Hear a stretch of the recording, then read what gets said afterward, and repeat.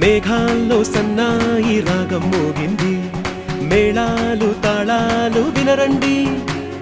సిరికి శ్రీహరికి కళ్యాణం కానుంది, శ్రీరస్తు శుభమస్తు అనరండి.